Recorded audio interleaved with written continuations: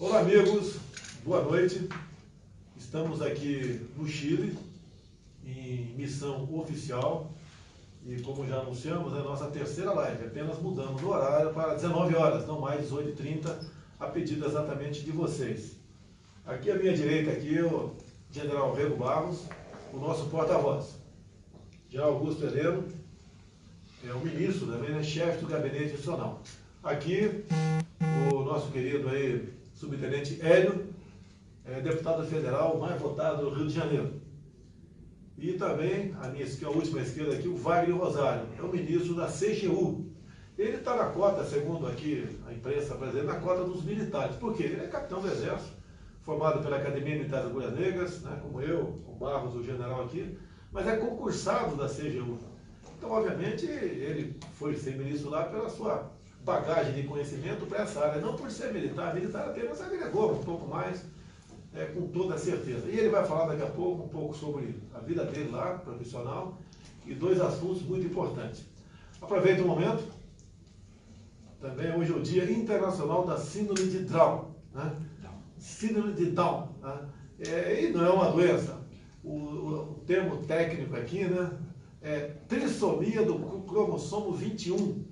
Então, por isso, 21 de março, né? 21, cromossomo 21, trissomia 3, 21 do 3. Por isso, escolhido o dia 21 de março como o dia da síndrome de Down. Por coincidência, hoje não é aniversário também? 21 de março. Assim como em memória do querido Ronaldinho. Ronaldinho não, Ayrton Senna, e o Ronaldinho Gaúcho também, que nos deu muita alegria na última Copa. Então, todo mundo que me cumprimentou no Facebook, muito obrigado a todos vocês. Realmente, nosso Facebook teve uma aceitação enorme, essa coisa. Eu não vi nenhum comentário negativo ali, e fico muito feliz com isso aí. No dia de ontem, tivemos uma tragédia no mundo, né? Lá em Moçambique, onde um ciclone parece que levou centenas de pessoas à morte, além de destruir grande parte daquele estado. Ligamos ao presidente Filipe Nyusi e nos solidarizamos, né, com a situação deles, colocamos à disposição de imediato. Ele reconheceu, agradeceu, disse também ao Rego Barros, tanto quanto longe, porque o Brasil, qualquer ajuda, tem que passar o Atlântico e passar também o continente africano, mas ficou muito sensibilizado com o nosso telefonema. Alguém quer falar alguma coisa? Posso continuar? Quero lembrar ao senhor que nós tivemos missão de paz naquele país na década de 90 do século passado, e foi onde nós que iniciamos uma transformação bastante substancial, levando a um profissionalismo extremado das nossas forças de paz. Aliás, temos o nosso general Heleno, que é ícone nas forças de paz, como o primeiro comandante, oficial general comandante da MINUSTA lá no Haiti. Ok. Bem, acabamos de chegar também dos Estados Unidos. Foi uma viagem que foi muito proveitosa. Fomos recebidos muito bem pelo governo norte-americano. Tive uma reunião reservada com ele.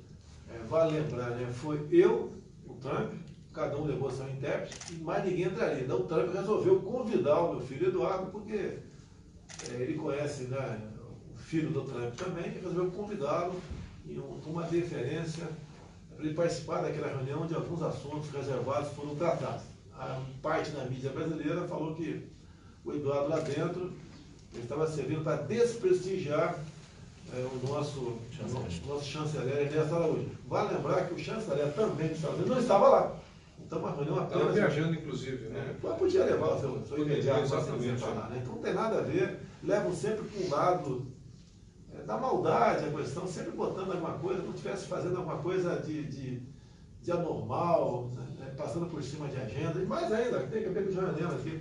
Parte da mídia, quando no domingo de manhã, numa agenda que havia acertado no dia anterior, fomos visitar a CIA. Na segunda-feira. Já havia acertado no domingo, e na segunda-feira fomos visitar a CIA americana. Daí, manchete, algumas empresas do Brasil aí, que nós já estávamos desprestigiando a BIM, visitando a CIA. Antes de visitar a BIM. Sim. Não tem nada a ver essa cronologia, não tem nenhum fundamento. A BIM é assessora direta do presidente. O presidente é o cliente principal da BIM. Então, ele tem a BIM todo dia próximo a ele, e visitar a BIM é uma atividade que que será muito bem recebida, mas não tem a importância que quiseram dar, porque a ABIN é dele, ele é o grande cliente da ABIN. Em vez da empresa levar para o lado, fui também com o Sérgio Moro presente, foi conversado muita coisa sobre troca de informações, na busca de combater o terrorismo, a lavar dinheiro, o tráfico internacional de drogas, a imprensa leva para esse lado. E, logo à tarde, também a imprensa noticiou que eu sumi pela manhã, acho que foi a Folha, se não me engano, havia sumido, o Eduardo tinha ido às compras e o Moro para a churrascaria. Eu liguei para o Moro, já deu a bronca dele, não me convidou? Tá certo? Agora ele tem direito a almoçar, eu acho que o Moro tem direito a almoçar, onde vai não interessa para ninguém. Alguns resolvem comer um cachorro quente, que já aconteceu comigo quando eu estive em viagem fora do Brasil, um cachorro quente ou um podrão, né, se tivesse aí fora, seria mais oportuno até para questão de tempo. Mas tudo bem, como regra, a viagem foi espetacular. Assinamos alguns acordos, como por exemplo do Centro de Lançamento de Alcântara.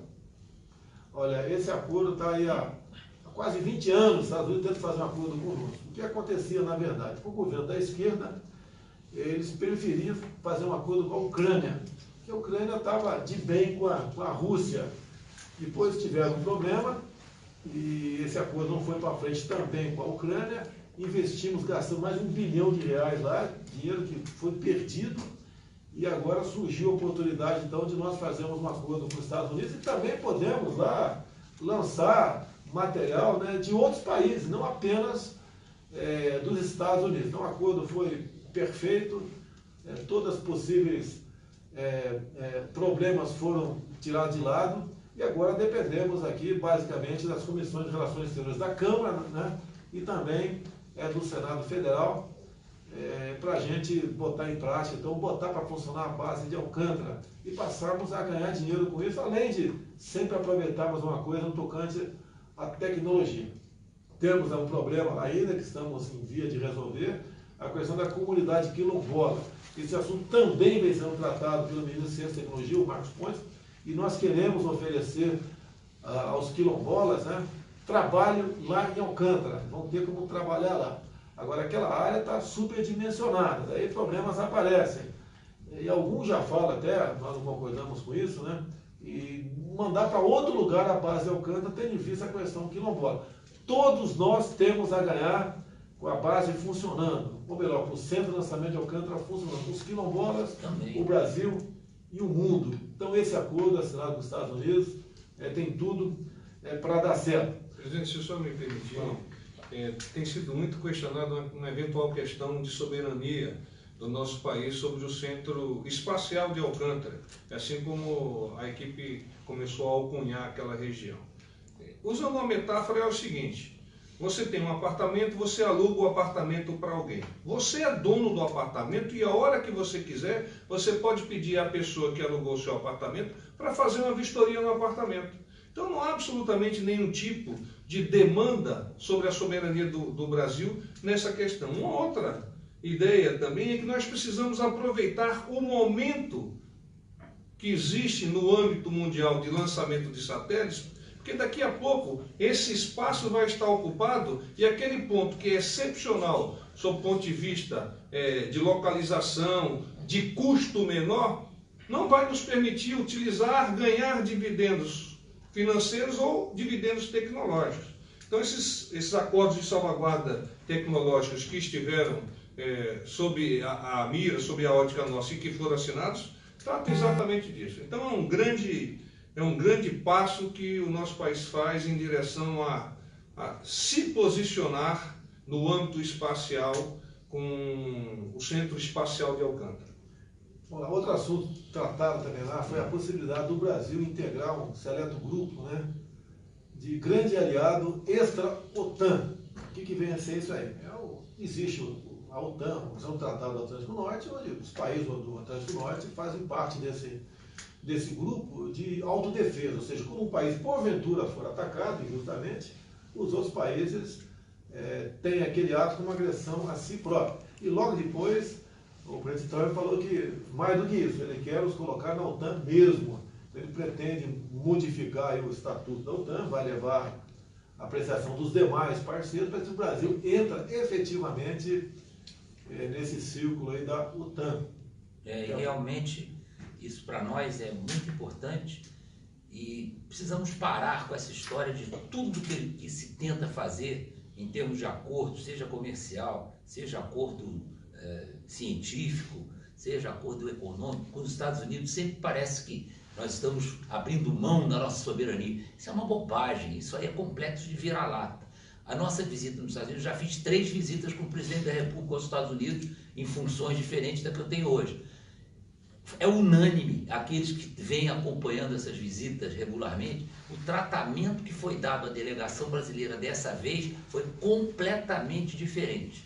Inclusive foi surpreendente a simpatia, o acolhimento do presidente Trump e também o que se avançou naquilo que foi conversado com os Estados Unidos, conversas sérias de assuntos relevantes e que tiveram um tratamento de igual para igual. Então vamos parar com essa história de achar que qualquer coisa que acontece nos Estados Unidos inclui soberania e não sei o quê. Não tem nada disso. Os jornais lá dos Estados Unidos, tivemos acesso no dia seguinte, todos trataram com absoluta isenção essa nossa visita e elogiaram, né, tudo aquilo que nós podemos fazer em comum acordo. Então, além de acordo lá nos Estados Unidos, também parcerias e outras questões foram colocadas à mesa de forma verbal para que no futuro possamos tratar melhor desses assuntos que interessam aos nossos povos. Só uma lembrança do meu lado aqui, o Hélio, ele também é titular da Comissão de Relações Exteriores e Defesa Nacional da Câmara, que não é um voto nosso, é um voto consciente pelo Brasil nessas questões. Outra questão que alguns falaram aqui no Brasil, outros concordaram, é um acordo sobre isenção de visto. Não existe a reciprocidade. Então, no primeiro momento, abrimos sim para que o americano possa, em viagem de negócio ou de turismo, a isenção de visto. Houve uma crítica para a imprensa que deixaríamos de arrecadar nessa questão de visto uns 60 milhões de reais por ano. Só que, com toda certeza, né, como o fluxo de gente será muito grande aqui, com toda certeza, dada a isenção de visto para turismo e negócio, eles vão deixar bilhões aqui dentro que supera em muito esses 60 milhões que, porventura, estaremos perdendo aí na isenção de visto.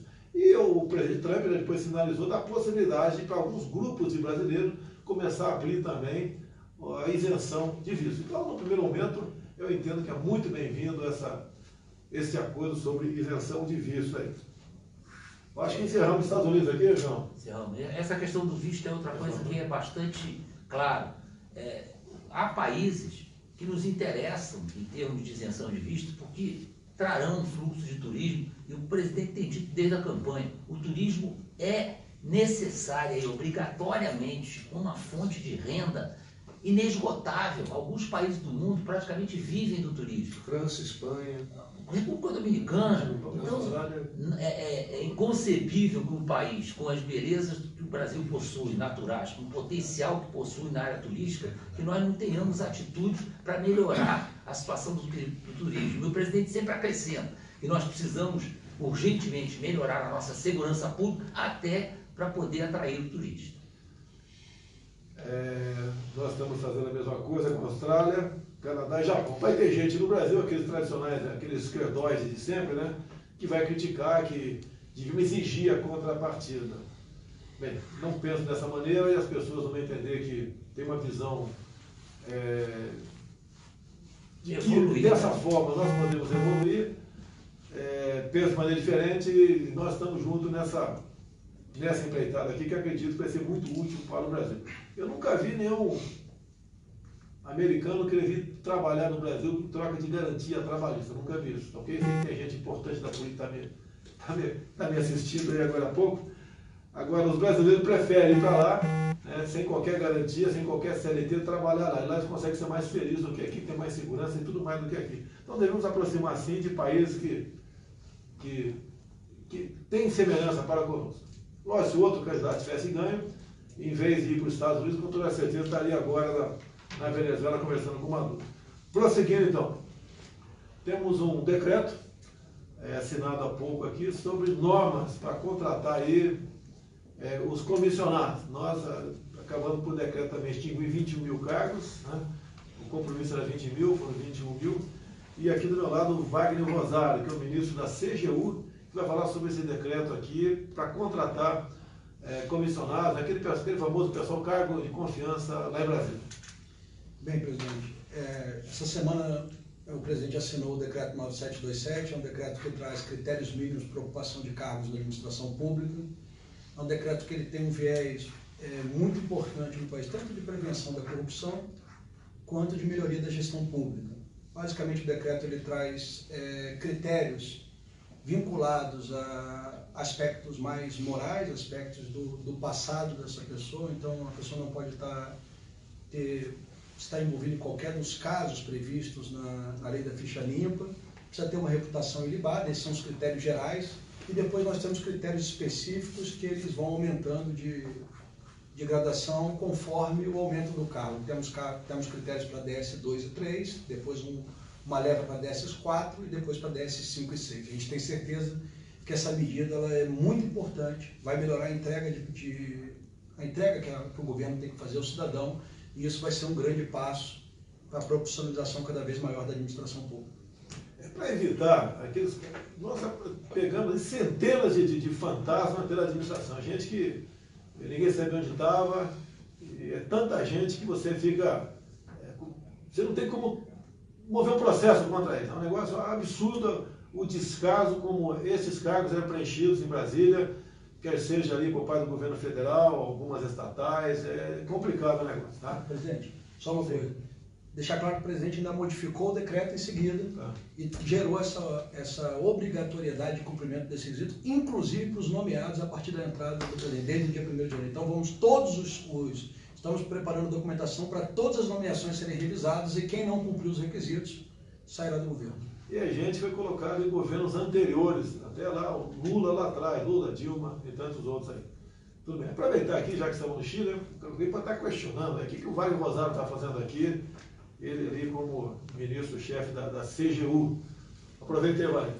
Bem, a gente já havia marcado, inclusive o presidente retorna no sábado e eu permaneço, tem reuniões aqui segunda e terça, então na segunda a gente deve assinar um acordo com a Secretaria-Geral da Presidência da República do Chile, que é responsável, ela tem uma área responsável pela parte de transparência e anticorrupção no país, então nós vamos assinar um acordo de troca de informações. O governo chileno já vai passar um sistema completo que eles desenvolveram, que é uma base para o controle de agendas e para a regulamentação do lobby no país, então nós vamos levar esse material todo para o Brasil e vamos iniciar uma troca de informações em todas essas áreas de corrupção, de transparência, de controle, e tenho certeza que a parceria, essas melhores práticas, tanto do Brasil quanto do Chile, com essa troca, esse câmbio de informações que nós vamos fazer, os dois países têm muito a ganhar. A nossa presença aqui também se justifica que nós vamos reunir, logicamente, com o presidente Piñera, tratarmos de vários assuntos e preparar o ambiente, o terreno para uma comitiva nossa da área de economia visitar o Chile, ou o pessoal daqui visitar o Brasil, para que nós possamos aprofundar o nosso relacionamento comercial aqui. Também, outros chefes de Estado devem se fazer presente, está tudo certo para que na Argentina, Colômbia, Equador, Paraguai e Peru estejam aqui chefe de Estado. A questão da Unasul, que é o nome de fantasia do Folha de São Paulo. Então, o Folha de São Paulo é aquele grupo criado em 1990, com vários atores aqui da América do Sul, para tratar do quê? Aquele grande acordo que os países de esquerda, entidades como, por exemplo, o grupo terrorista FARC, fazia parte desse grupo também, a FARC fez parte naquele momento também, então, os países se ajudando de modo que todos eles pudessem chegar um dia à presidência e transformar essa América do Sul aqui na grande pátria bolivariana deles. Grande Venezuela, né? Uma grande Venezuela. Uma aberração institucional em busca de piorar. Quer dizer, não dá para entender isso. Era uma instituição que estava buscando piorar os países da América do Sul até chegar ao nível de Cuba e da Venezuela. Então nós vamos botar um ponto final na Unasul, que sempre foi o nome de fantasia do Folha de São Paulo, e talvez criar aqui o que seria ProSul, e que seria isso aí. Uma entidade que não vai ter contribuição financeira do pai de ninguém, diferentemente aqui da Unasul, e o importante aqui, nós temos uma cláusula democrática para valer, diferentemente daquela lá da Unasul. E deixa eu ver claro aqui, tá? Eu já falei, muita gente já ouviu falar. Quem puder, compre o livro do Pepe Mujica, lá, o ex-presidente do Uruguai. Uma ovelha negra no poder. onde em 2 páginas, 198 e 199, né, ele diz qual foi a trama que Brasil e Uruguai tiveram para afastar o Paraguai do Mercosul para que a Venezuela pudesse entrar. E ele diz claramente ali que Dilma Rousseff tomava decisões de Estado dentro do Palácio do Planalto, ouvindo as inteligências cubana e venezuelana, e desculpa aqui, general, segundo o livro, assessorado pela ABIN. Olha que ponto estava chegando o Brasil. Tá? Estão partindo para um regime semelhante ao da Venezuela. E ponto final.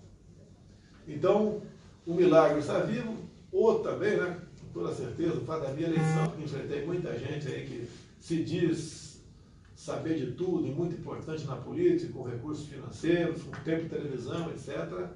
Nós conseguimos essa vitória, em cima, inclusive, de uma urna eletrônica, e nós vamos apresentar um projeto brevemente para que as eleições possam realmente ser auditadas no futuro, que essa agora também a gente não teria como auditar, se bem que eu acho que nós só ganhamos porque tínhamos muito voto, muita gente apoiando, fica muito difícil uma fraude em cima disso, e nós chegamos lá. Aí estamos aqui cumprindo uma missão de Deus, colocando gente boa ao nosso lado, competente, para poder exercer o nosso trabalho. E quando eu falo isso, tem um ministro do meu lado aqui, 2 ministros do meu lado aqui, as prisões de autoridades no Brasil. Umas já estão presas, né?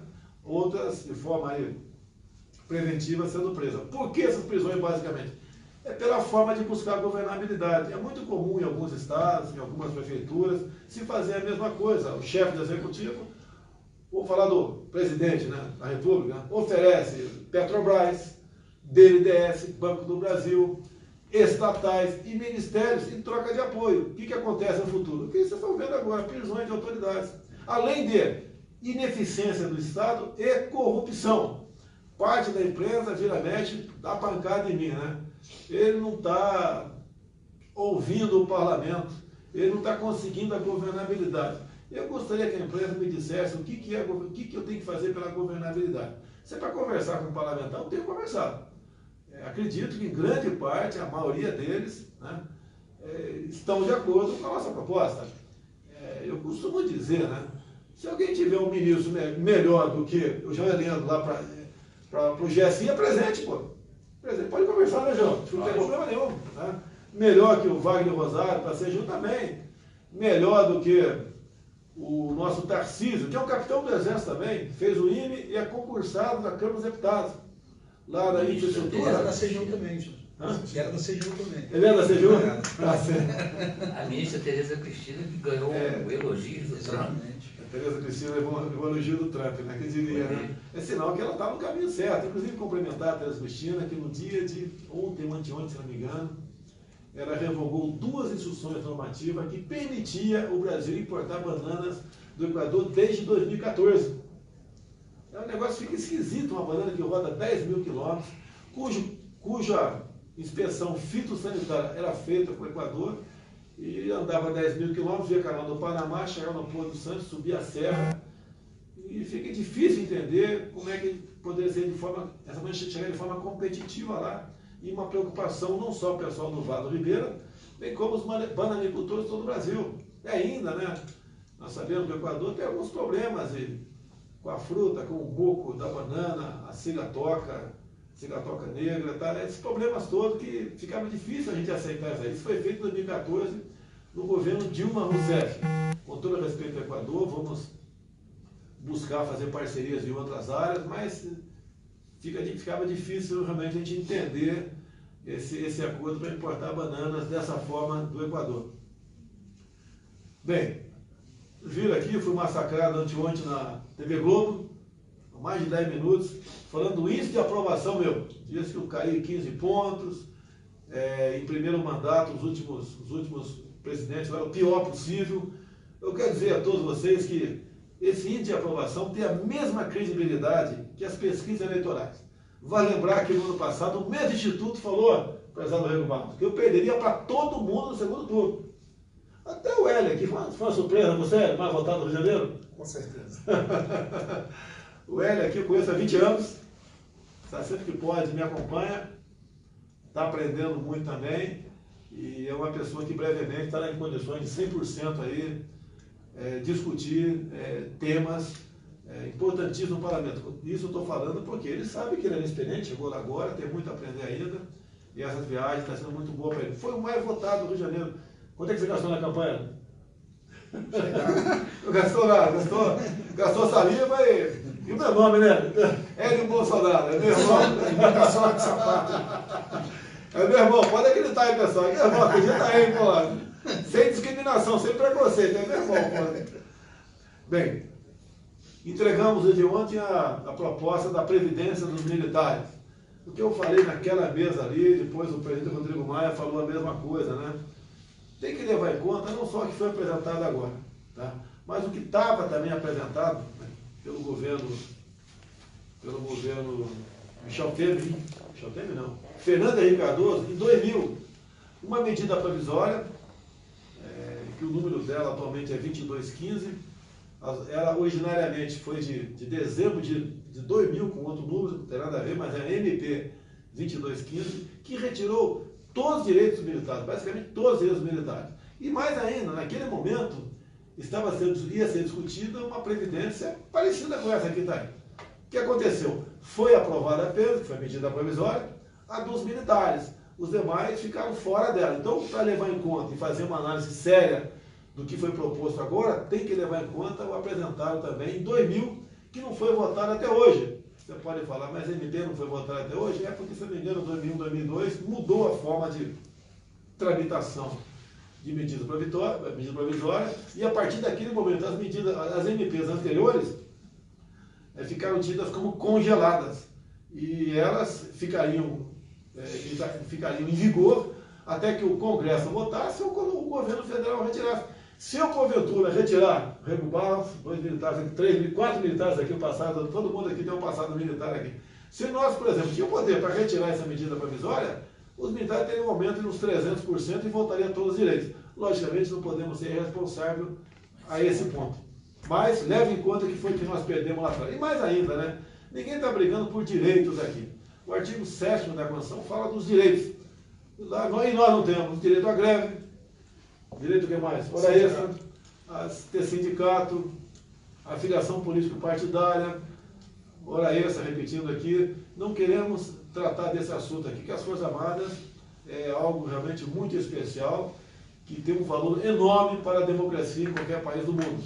Quem acha que eu estou errado, quem é que garante aí o governo Maduro, lá, ou a ditadura Maduro? Sem dúvida, tem a adesão das Forças Armadas, dos 2.000 generais que eles conseguiram promover e que estão totalmente comprometidos com o governo falido, com um país destroçado e que infelizmente não consegue sair dessa situação pelo suporte dado pelas Forças Armadas ao presidente Maduro.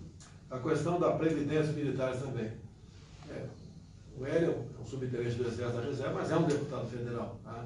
Foi convidado pelo Ministério da Defesa para conversar sobre essa questão, para ter um sentimento do que está acontecendo. Aí teve aquela história do Sargento Mor.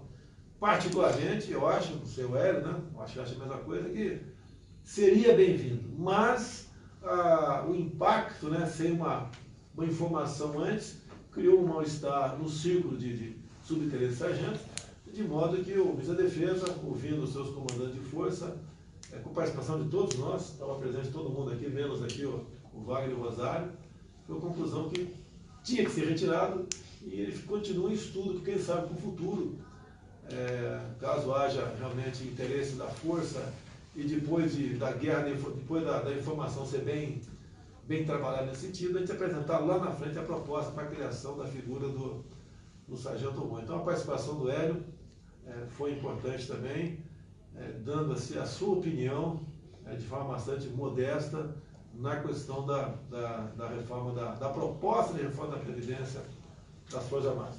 Quer falar alguma coisa? Eu acho que o senhor abordou exatamente os pontos essenciais. Eu gostaria de reforçar que as Forças Armadas têm por parâmetro hierarquia e disciplina. E a hierarquia e disciplina precisa ser a todo tempo pensado acima de quaisquer outras questões. E foi referendada essa hierarquia e disciplina a partir da orientação e da liderança do nosso presidente. Eu deixo bem claro que qualquer decisão minha, eu ouço qualquer ministro da área, não tomo sozinho, até porque eu posso errar. Tá? Eu tenho que ter responsabilidade, é óbvio.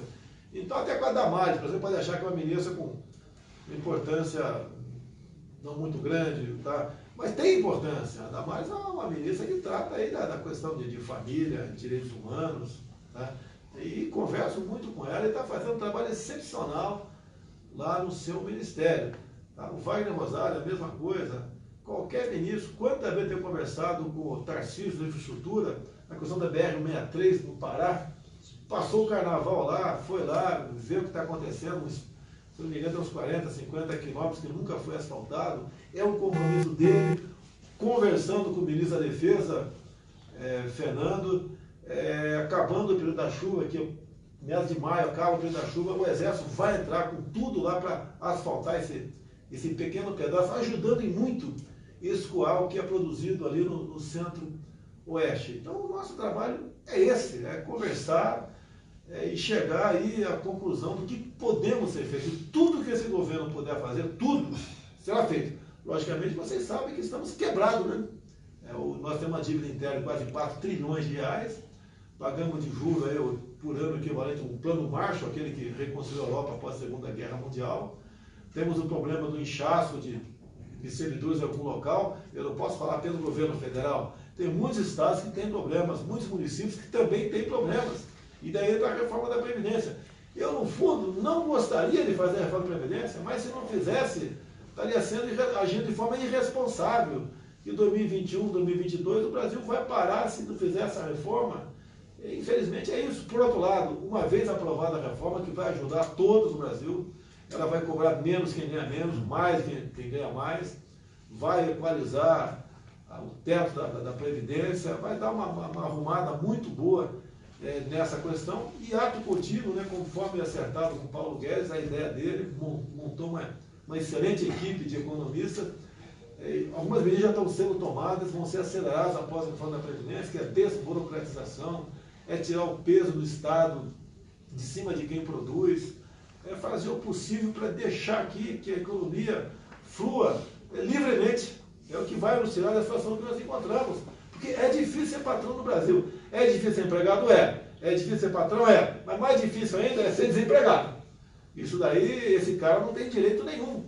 E nós estamos na 4ª Revolução Industrial. Cada vez exige mais uma formação intelectual de quem vai ao mercado de trabalho. E a nossa educação vai mal. Não quero eu que de uma hora para outra resolva a questão da educação, mas estamos fazendo o possível para mudar. Hélio, dá uma boa noite para mim, Hélio. Olá, amigos. Pode ter certeza que vamos mudar o Brasil de verdade. Dá um voto de confiança. Com esse viés de direita, vamos botar o Brasil no rumo certo. Wagner. Só agradecer, presidente, a oportunidade de participar. Muito obrigado a todos. Temos o jantar agora. Amanhã começa essa atividade aqui no Chile. Presidente, queria falar rapidamente sobre a reforma da Previdência, que não é a reforma da Previdência, é uma nova Previdência, como tem insistido o ministro Paulo Guedes. Aqueles que assistiram já um discurso do ministro Paulo Guedes testemunha a seriedade com que isso foi planejado. Eu gostaria de fazer um apelo patriótico aos parlamentares e aquela parte da imprensa que sempre criticou o toma lá da cá, a troca de favores, que façam, a partir de agora, um exame de consciência e, ao invés de publicarem notícias sem comentários, comentem a necessidade de nós mudarmos esse conceito no Brasil. Isso é uma coisa que nós temos quase que como cultural. Nós temos obrigação de mudar isso. A imprensa pode ajudar muito.